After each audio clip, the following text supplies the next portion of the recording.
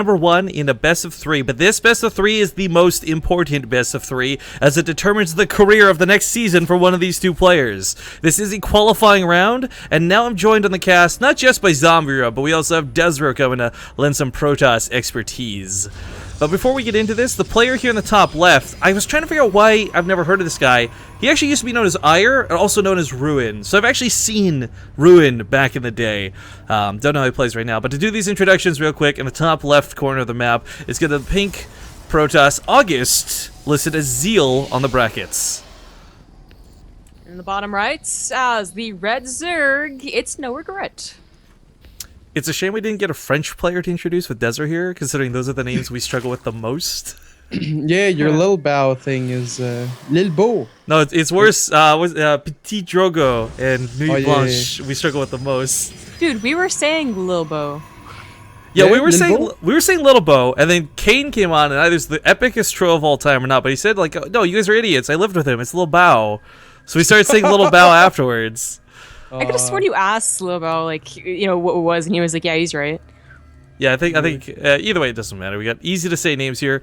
NoRegret and Zeal. No, that's what I gotta ask. I'm assuming you've probably played both of these guys before, right? Yes, these guys have been around for a long time. We're talking Wings of Liberty. Yeah. I actually coached Tyre back in the day. Oh, really? Yeah, I did, but he's probably never going to admit it. And for NoRegret was the guy that would just smash slings. I mean, he still does it today, but he's got more variety of strategies. But back in the day, he would like 14-14 and just sling all in, and he changed from barcodes to barcodes, so you'd never know, and you'd always die to mass speedling all in. I don't know if he started using hotkeys, but he also uses F2 like the entire game. Okay, well, yeah. Almost a shot fired right there, but I think. Well, no. It's just an interesting way to play. You know, not everyone does that, and NoRegret has a lot of success despite using. Before you get too defensive, I was actually going to agree with you on all this, though, Oh, right? okay. Like, this is what we've known him for his career to be, kind of an all-in player. And that is the thing that you bring up that I think is most important, that he was switching accounts and using different barcodes. Because once you figure out that someone plays a certain play style, it's pretty easy to counter them. Now, that being said, NoRegret does the one thing I don't think anyone expected. It takes a third hatchery before a pool. Yeah, that's very greedy. It's players like these that just play aggressive all day on ladder, and then they just switch it around when it comes to tournament. And it's really hard to keep track of NoRegret's playstyle since he's got so many accounts. This does maybe sad too, by the way. Just a side note, look at the brackets, and while QXC's fighting against Intense on the other side, and all these other guys are still fighting it out. I was sad to see Peely go down. I don't know if you caught his games earlier. That guy played really well today. Yeah, he's been doing really well. I expect him to get deeper because he's one of the players that has been very consistent with playing Art of the Swarm despite the Legacy of the Void hype. And he's been putting in a lot of hard work, you know, all the players you see stream a lot on Twitch, or you see them ladder a lot, eventually all their efforts is going to pay off, but it takes a while. So Peely's time is coming very soon. Oh, well, Desro, I'm so glad you brought up the Ling All-In, my friend. Those upgrades, though. Yeah, it's very aggressive playstyle. He's going to pin down Zeal or August. How are we going to call him for this match? I mean, I'm probably going to accidentally misread August, but I guess we could try for Zeal since that's what he's listed on the ESL brackets. He's pulling a major, by the way, changing his nickname all the time. Yeah. It's fancy. Doesn't care so much about his legacy, I guess, as one nickname. But yeah, this playstyle, Zombie Grub, what do you think of the melee, the Lings?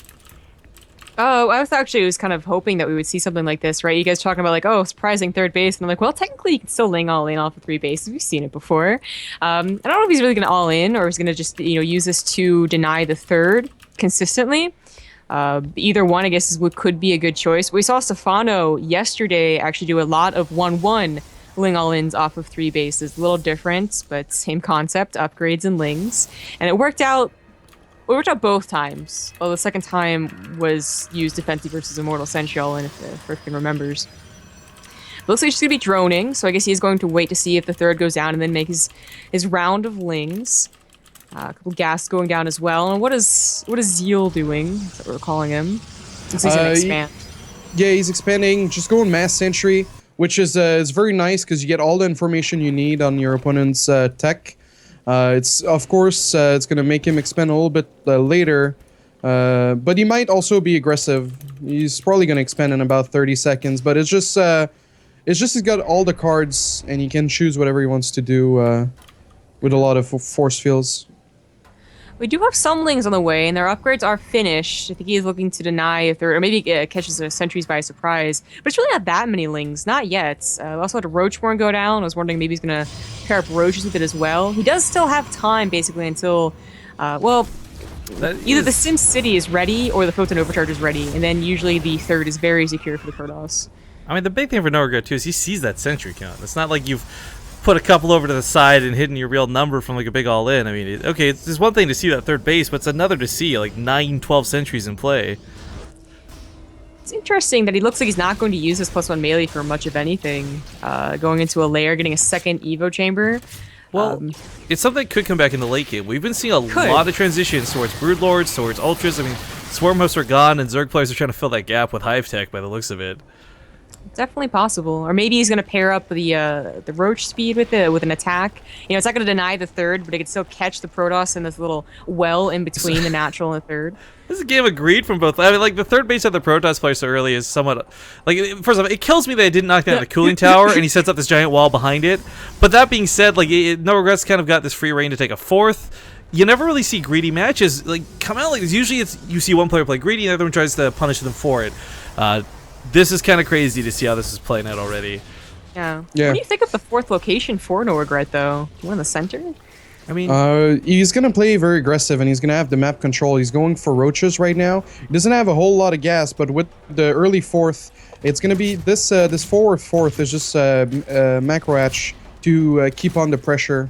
And then depending on how much damage he does, then obviously he's gonna gas up. But as you can see right now, he's sitting on 4 gases. So.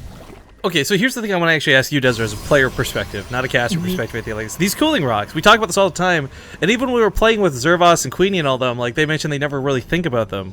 Do you ever, like, for you, is this weird to see that he's built a wall up behind what is a free wall, or is this pretty much what you would do as well? Versus someone like NoRegret, that's definitely what I would do as well, because they're not reliable. You know, if they get taken down, the last thing you want is a lot of units inside your third mineral line. Well, And, force fields nice are force coming fields, down. Yeah, completely lock out that army, locks in some of the Roaches too. There's a cool way to use the high ground to knock down that pylon and possibly try to run in afterwards, but the thing is he's not even out of juice. There's more force fields behind this. But is he buying time for anything to really matter? There's not an Immortal queued up, there's not more Stalkers being warped in, and all these Roaches are still sitting outside not getting killed. In fact, for NoRegret, like, just dedicating those Roaches is kind of needless, I'd say. Yeah, well, the thing is, he saw this coming from a mile away. As you can see, he's got 2 cannons at the third and 3 at the natural. And so, of course, it's going to take a while before he can crank up that unit count. But he's got the better tech right now, you know, road speed with a few upgrades versus Blink and a lot of sentries. Depending on where he picks his engagement and if there's creep spread for the Zerg, it should go Zeal's way for now, if they fight like right now, before the Hydras. Right, yeah. +2 and Blink is on the way, and his sentries trying to start accrue that energy they lost defending soon enough. Deals with a Ling counterattack really quite easily. And those cannons that are going to be used against the big attack also helpful versus counterattacks. And here commences the fight. Now the Hydras might be out, but their upgrades won't be. I'm guessing. I guess it depends on how long Zeal will stall out. But he's already headed towards that 4th base. It might be better for NoRegret just to let him have it. Well, I mean, he needs the production right now. He's making a lot of cheap units, you know, Lings and Roaches. So, I mean, and it's a wide open area too. So he wants. Well, I guess he's gonna give it up. You were right. I'm surprised he's actually even fighting here on the ramp. I mean, we saw NoRegret just play earlier today. You get those Hydras out, really stick around with those Roaches, keep them alive. And he's got a lot dancing around right now, but he doesn't have that Hydra DPS to beat back the Blink Stalkers. Roaches only work for so long, but with the Immortal in the army and... Well, he's actually not got a recall. This might go pretty well. He's got a concave on the top side, spreading on the bottom, slips through those force fields. Misclicks on one, Blink on top of the other half of the Roaches, kind of turning this around on him. But now that exposes the Immortal on the backside, it exposes the sentries. I mean, NoRegret's not taking a great trade here, but he is picking up a lot of the units to stop this snowball effect for the Protoss player. It's just he's making a lot of cheap units. Those units are like a good band-aid sometimes, but that was like has, all his army. Yeah. Yes.